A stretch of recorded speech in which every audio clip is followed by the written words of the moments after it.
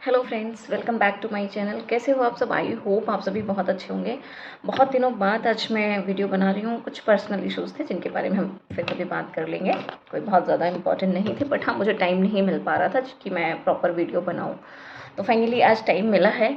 जैसा कि आपने मेरे वीडियो का थंबनेल देखा होगा कि मैं आज किस टॉपिक के बारे में बात करने वाली हूँ। यकीन मानिए, आज का टॉपिक बहुत इंटरेस्टिंग होने वाला है। इसलिए क्योंकि हम जिस माहौल में रहते हैं या जिस मतलब जो हमारी कल्चर है, उसमें हमारी जो बहुत सारी चीज़ें ऐसी हैं जिनको हम फॉलो तो करते हैं, लेकिन उसके पीछे का हमें एक्चुअल रीज़न नहीं पता होता है। हमारे हिंदू जो कल्चर है, जो हमारा हिंदू ट्रेडिशन है, बहुत सारी रिचुअल्स ऐसे हैं जिनको हम मानते हैं, फॉलो करते हैं ब्लाइंडली। बट उसके पीछे का साइंस क्या है, उसके पीछे का मतलब फॉलो करने का रीज़न क्या है, वो हम एक्चुअली ध्यान नहीं देते हैं कि क्या है, हमें जानना चाहिए। तो बस कुछ ऐसे छोटे छोटे टॉपिक्स हैं या कुछ ऐसी चीज़ें हैं जो हम मानते तो बहुत श्योरिटी के साथ में हैं, या फिर हम उसे सुपरस्टिशन कह देते हैं कि हाँ ये ऐसा है वैसा है, बट उसके पीछे का रीज़न नहीं पता होता है कि साइंटिफिक चीज़ क्या है, इसके रीज़न क्या है, इसके पीछे फॉलो करने के पीछे। तो आज हम उसी के बारे में बात करेंगे। एक्चुअली मेरा ये जानने की ना जो इच्छा थी ना, वो तब से हुई जब मैं अपने कोचिंग के टाइम पे, बहुत पहले की बात है। तो जस्ट नवरात्रि का टाइम था, तो मेरी एक फ्रेंड ने बोला कि मैं 9 डे फास्ट रहती थी स्टार्टिंग से ही। तो उसने एक दिन ऐसे ही बोला मुझसे कि अरे ये फास्टिंग नवरात्रि वगैरह कुछ नहीं होते, ये सिर्फ इसलिए होते हैं कि मतलब जो इन्फेक्शंस फैला होता है, जो वेदर में चेंजमेंट आते हैं उसको मतलब वो ज़्यादा ना इंक्रीज़ हो, इसलिए बढ़े ना, तो हम फास्ट रहते हैं बस। बाकी उसका कोई मतलब बहुत वो नहीं है। इसका मेन रीज़न ये बताया, तो मुझे बहुत सुन के गंदा लगा कि यार कोई ऐसे कैसे कह सकता है कि फास्टिंग मतलब ये नवरात्रि वगैरह कुछ भी नहीं होता है। तो बस मैंने फिर वही था कि मैंने जानने की कोशिश शुरू की उसी टाइम से, क्योंकि मुझे हर्ट हुआ, क्योंकि मैं फास्ट रहती थी।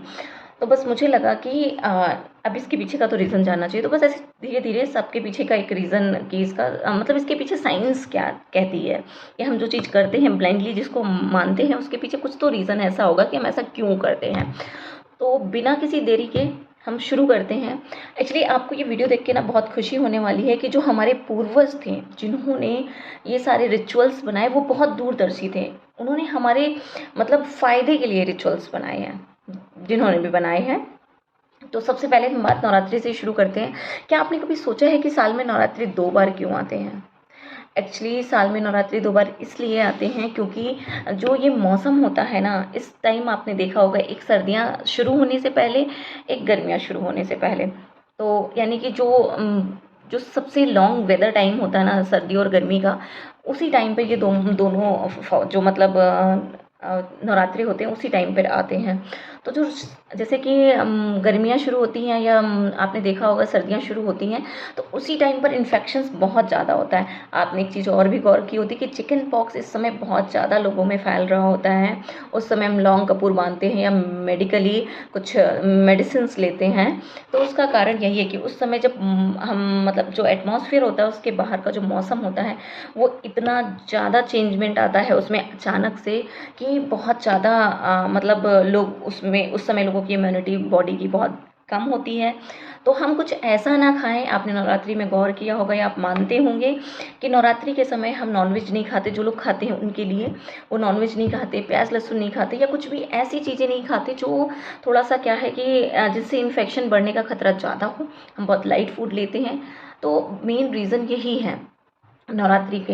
एक तरीके से एक देखा जाए तो ये एक ऐसी चीज़ है कि स्पिरिचुअली तो हम जितना कनेक्ट होते ही हैं, क्योंकि हम भगवान की पूजा करते हैं, नवरात्रि में माता रानी की पूजा करते हैं, उससे कहीं उससे भी ज़्यादा एक होता है कि हम 6 महीने में अपनी बॉडी को डिटॉक्स करते हैं। तो मेन रीज़न यही है। ऋषि मुनियों ने भी मतलब ये जो 9 दिन नवरात्रि के होते हैं ना, वो साधना के लिए सबसे बेस्ट डे माने हैं। इसमें एक अलग ही मतलब वो होता है ना कि एक वेव जो होती है ना, जब आप देखते हैं नवरात्रि में एक अलग ही माहौल होता है। तो सबसे बड़ी बात तो ये होती है। फिर आप दूसरी चीज़ आपने ये देखी है कि पीपल के वृक्ष को इतना पवित्र क्यों माना जाता है, क्यों, ऐसा क्या है उसमें? तो पीपल के वृक्ष को पवित्र माने जाने का मेन कारण ये है कि वो एक तरीके से इतना भारी पेड़ होता है, इतना बड़ा पेड़ होता है, और वो सबसे ज़्यादा जितने भी प्लांट्स होते हैं ना, जितने भी ट्री होते हैं, सबसे ज़्यादा जो ऑक्सीजन होता है वो रिलीज़ करता है। दिन के समय बहुत भारी मात्रा में ऑक्सीजन रिलीज़ करता है। दूसरी चीज़ है, अगर फीमेल्स पीपल के पेड़ की परिक्रमा लगाती हैं, फीमेल्स ही लगाती हैं। आपने देखा होगा बहुत सारे ऐसे अमावस्या के दिन फीमेल्स मतलब परिक्रमा करती हैं। तो उसका मेन कारण ये है कि अगर हम उसके आसपास परिक्रमा करते हैं, जितनी भी करते हैं, जितना भी टाइम हम दिन के समय स्पेंड करते हैं, उससे क्या होता है, जो फीमेल्स में हार्मोनल चेंजेस होते हैं वो बैलेंस्ड हो जाते हैं, और जो मेंस्ट्रुअल साइकिल होता है वो भी अपने ठीक टाइम से रहता है, मतलब उससे रिलेटेड सारी प्रॉब्लम्स ख़त्म हो जाती हैं। तो ये मेन रीज़न है। और दूसरी चीज़ें आपने ये भी देखी होगी कि लोग कहते हैं कि रात के समय पीपल के पेड़ पे भूत रहते हैं। तो ऐसा सिर्फ इसलिए कहा गया है कि लोग अपना कहीं नुकसान ना कर लें, क्योंकि जितनी भारी मात्रा में पीपल का पेड़ दिन में ऑक्सीजन रिलीज़ करता है, उतनी ही भारी मात्रा में रात के समय वो कार्बन डाइऑक्साइड रिलीज़ करता है, छोड़ता है। तो अगर आप उसके नीचे लेटते हैं, बैठते हैं, सोते हैं, जो कुछ भी करते हैं, तो उससे उसके नीचे अगर आप कंटिन्यूअसली रहते हैं तो आपकी बॉडी में ऑक्सीजन की कमी हो जाएगी और आप अपना कहीं ना कहीं लॉस कर लेंगे। तो उसके पीछे एक ये मिथ है कि ऐसा है। फिर इसके अलावा आपने देखा होगा तुलसी का पौधा, तुलसी के पौधे को बहुत पवित्र माना जाता है, जैसे कि पीपल के पेड़ को, उससे भी ज़्यादा, क्योंकि वो हम अपने हर घर में, हर घर के आंगन में तुलसी का पेड़ होता है। तुलसी एक आयुर्वेदिक उस रूप में देखा जाए तो तुलसी एक नेचुरल एंटीबायोटिक होता है, एक स्ट्रेस बस्टर की तरीके काम करता है, एक जो होता है आयु को, एज को बढ़ाता है। तुलसी के एक ऐसा इंसेक्टिसाइड तुलसी को माना जाता है कि अगर आप जहाँ पर भी तुलसी है उसके आसपास सांप, मक्खी, मच्छर मतलब ये नहीं रहते, दूर भाग जाते हैं। तुलसी भी ऑक्सीजन रिलीज़ करती है। तुलसी के पास मतलब आप देख रहे होंगे आज से नहीं, सतयुग से, मतलब जैसे कि सब देखते हैं रामायण में इसकी माता सीता भी तुलसी की पूजा करती थी, तो हर घर में तुलसी की पूजा मतलब करने का एक मेन कारण ये है कि तुलसी मतलब उस टाइम से लेकर आज तक पवित्र इसलिए मानी जाती है क्योंकि वो हमारे लिए बहुत ही आयुर्वेदिक रूप में बहुत अच्छी मतलब उसको वैल्यू दी जाती है, बहुत अच्छी इंपॉर्टेंस है उसकी। फिर आपने देखा होगा कि महिलाओं के मेकअप करने के पीछे सिर्फ सुंदर रहने के कारण के अलावा कुछ और भी तो रीज़न होगा कि ये मेकअप करना पुरुषों के लिए क्यों नहीं बनाया, मेल्स के लिए क्यों नहीं बनाया गया, सिर्फ फीमेल्स के लिए ही क्यों बनाया गया। एक्चुअली फीमेल्स की बॉडी ऐसी होती है ना कि एक तो जो मेंस्ट्रुअल साइकिल, जो मंथली प्रॉब्लम होती है, मंथली इश्यूज़ होते हैं, प्रॉब्लम तो नहीं कहेंगे, मंथली इश्यूज़ होते हैं फीमेल्स में, वो फीमेल्स में ही होती है।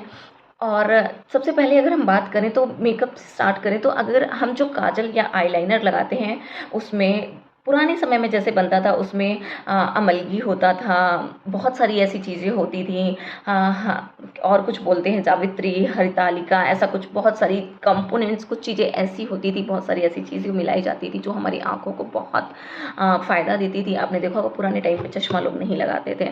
आज के टाइम के काजल और आईलाइनर जो है वो बहुत ही केमिकल से बनाए जाते हैं ताकि लॉन्ग लास्टिंग रहें।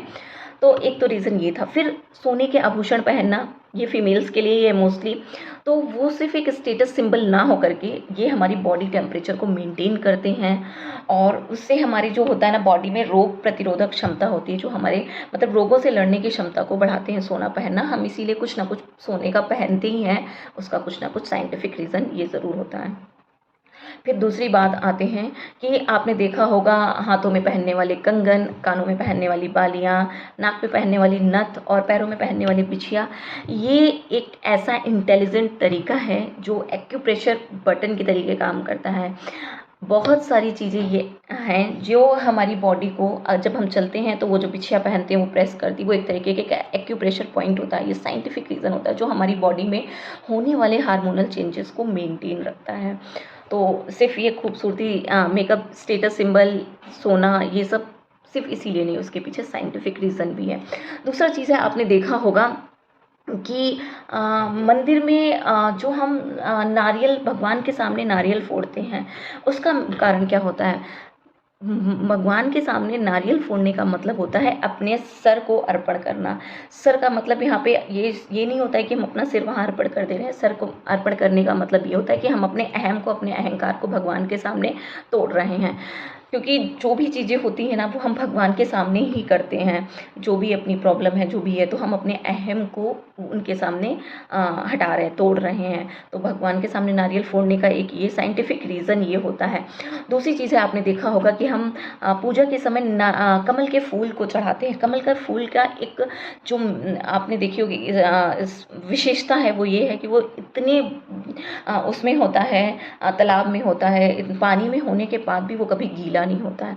उसको भी भगवान के सामने चढ़ाने का मतलब सिर्फ यही है कि कोई भी सिचुएशन हो, चाहे वो बहुत अच्छी हो या बहुत बुरी हो, हमें हर सिचुएशन में अपने आप को नॉर्मल रखना है, अपने आप को मतलब होता है ना कि अपने आप को कंट्रोल रखना है।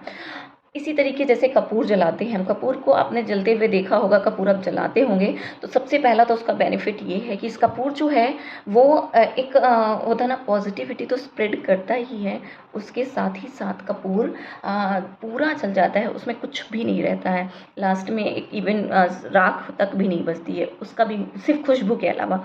उसका भी मेन कारण यही है कि हमें निस्वार्थ भाव से जो भी करना है निस्वार्थ भाव से करते रहना चाहिए। अगर हम ऐसा करते हैं तो हमारे पीछे हमारी खुशबू रहती है। Main reason is that. फिर एक जैसे कि मैंने एक्चुअली मैंने कुछ चीज़ें लिख ली थी, टॉपिक बहुत सारे थे तो मुझे लगा मैं भूल ना जाऊँ। तो अभी जैसे तिलक लगाना, आपने देखा होगा कि हम अपने दोनों भौहों के बीच में तिलक लगाते हैं, मतलब जो भी लोग लगाते हैं वो दोनों भौहों के बीच में जो ये स्थान होता है ना वो आज्ञ चक्र होता है। आज्ञ चक्र में अगर हम तिलक लगाते हैं तो चाहे वो चंदन हो, चाहे रोली हो, चाहे कुछ भी हो, अगर हम उस समय वहाँ पर तिलक लगाते हैं तो उससे हमारी एकाग्र क्षमता बढ़ती है, कंसंट्रेशन पावर बढ़ती है। ऋषि मुनियों ने ऐसे ही नहीं तिलक लगाने का निजात किया है। तिलक लगाने से जब वो साधना करते थे, जब वो अपनी तपस्या करते थे, तिलक लगाते थे, तो उस समय उनका कंसंट्रेशन पावर जो है वो उनके उसमें रहता था, बढ़ता था और उनका फोकस रहता था उनके उस पे। इसीलिए तिलक लगाना बहुत मतलब आगे चक्र पर तिलक लगाना ज़रूरी है, बनाया गया है। अब मुझे एक चीज़ ये भी समझ में आती है कि महिलाएं भी बिंदी अपने आगे चक्र पर ही क्यों लगाती हैं उनका, ताकि फोकस बना रहे, उनकी एकाग्रता बढ़े, शायद ये स्टेटस इसी तरीके से है। फिर आपने देखा होगा कि मंदिरों में पूजा के समय शंख बजाया जाता था। एक्चुअली पुराने समय में क्या होता था कि गांव बहुत छोटे होते थे तो लोगों को मालूम नहीं होता था कि संध्या का समय क्या है, ना घड़ी होती थी, ना कोई उन्हें टाइम पता होता था। तो पुजारी जब मंदिर में शंख बजाता था, जो लोग पास में होते थे वो वहीं आ जाते थे मंदिर में, जो जहाँ अपने काम में इन्वॉल्व होता था, जो भी कर रहा होता था, वो उसी समय अपने वहीं पर रहकर अपने भगवान को या अपने जो भी जिसको मानता है उसको अपना वहीं पर ध्यान कर लेता था। मेन कारण ये होता था। दूसरी चीज़ आप सभी जानते हैं, साइंस भी इस चीज़ को मानती है कि शंख बजाने से वातावरण में एक तो शुद्ध वातावरण हो जाता है, एक पॉजिटिविटी फैलती है और एक होता है ना कि एक माहौल अच्छा हो जाता है। दूसरा, यज्ञ करना आपने देखा होगा, यज्ञ करना पुराने वैदिक काल से इतना ज़रूरी माना जाता है। शायद कहीं कुछ लोगों को लग सकता है जो थोड़ा सा अध्यात्म से नहीं जुड़े हैं, जिनको भगवान पे आस्था नहीं, वो लोग बोल देते होंगे ऐसा कुछ भी नहीं है, यज्ञ करना सिर्फ एक पॉल्यूशन बढ़ाना है, जबकि इसके रिजल्ट्स, इसका जो मेन रीज़न है वो इसके जस्ट विपरीत है। यज्ञ करने से पॉल्यूशन ख़त्म होता है, जो एटमॉस्फेयर है, जो वो हमारा जो कहते हैं ना वातावरण है, एटमॉस्फेयर है, वो शुद्ध होता है। तो यज्ञ करने का मेन वैदिक काल से जब चला आ रहा है, तो ऋषि मुनियों ने जब करना शुरू किया था तो उसका मेन कारण यही था कि जब उन्हें लगता था कि बहुत ज़्यादा कुछ गलत हो रहा है तो वो यज्ञ किया जाता था। आपने देखा भी होगा बहुत सारे ऐसे सीरियल्स में। और फिर दूसरी चीज़ है कि शादी के वक्त जैसे कि दूल्हा और दुल्हन को मेहंदी लगाना। शादी के वक्त जब दूल्हा दुल्हन को मेहंदी लगाते हैं तो उसका मतलब ये होता है कि उस समय बहुत ज़्यादा टेंशन होती है, बहुत ज़्यादा स्ट्रेस होता है, तो मेहंदी की तासीर जो है वो ठंडी होती है। तो जब हम दूल्हा दुल्हन को मेहंदी लगाते हैं तो उन्हें बहुत रिलैक्स मिलता है, बहुत ही कंफर्टेबल लगता है, तो ताकि वो बीमार ना हो जाए, ताकि वो बहुत ज़्यादा स्ट्रेस ना ले लें, इसलिए मेहंदी लगाना मतलब दोनों के लिए, अब तो पूरे परिवार में मेहंदी लगाई जाती है तो दोनों के लिए इसलिए बहुत ज़रूरी था। तो मुझे लगता है ये जो मैंने आपको बातें बताई है या इनके पीछे का जो रीज़न है ये आपको भी समझ में आया होगा। शायद बहुत सारे लोग आप में से जानते भी हों कि हाँ ये इसके पीछे का ये साइंटिफिक रीज़न होता है। बाकी तो जो हम करते चले आ रहे हैं, हम बिंदी लगाते हैं, हम मेकअप करते हैं, हम शादी के बाद जो चीज़ें होती हैं उनको फॉलो करते हैं, हम मंदिर जाते हैं तो बहुत सारी चीज़ें फॉलो करते हैं, तो हम ब्लाइंडली उन चीज़ों को फॉलो तो करते हैं, लेकिन उनके पीछे का रीज़न ये हो सकता है या ये है। तो अगर आपको मेरा वीडियो अच्छा लगा है तो प्लीज़ लाइक कमेंट करके ज़रूर बताएं। बहुत सारे ऐसे और टॉपिक हैं जिन पर मैं अभी भी मुझे लोगों से मैं बात करती हूँ, लोगों से मैं सर्च करती हूँ, तो मुझे बहुत सारी चीज़ें ऐसी मिलती हैं। तो अगर मुझे होगा तो मैं दूसरा इसका एक वीडियो और ज़रूर बनाऊँगी। तो आप मेरे चैनल पे बने रहिएगा, प्लीज़ चैनल को सब्सक्राइब ज़रूर करिएगा। Bye bye.